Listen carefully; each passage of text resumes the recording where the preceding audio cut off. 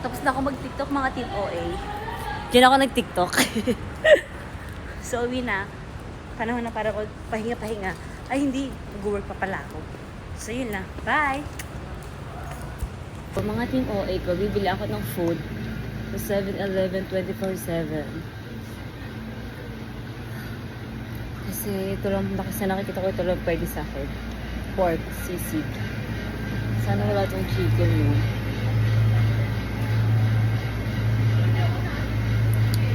Pwede na to.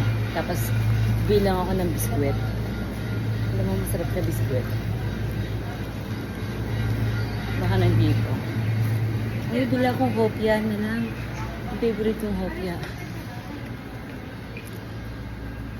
Hopya.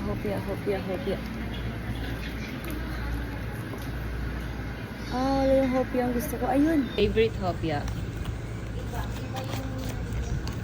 Kunin natin siya.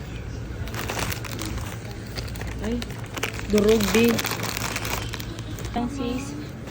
Minute na ma'am. Opo, please. Thank you. Thank you. So, uwi na tayo. Walking lang tayo pa uwi, guys. Kabili na ako ng pang-dinner ko at merienda. Bukas mag-start na tayo maggulay. Kasi bawal na ako ng iba't ibang food talaga.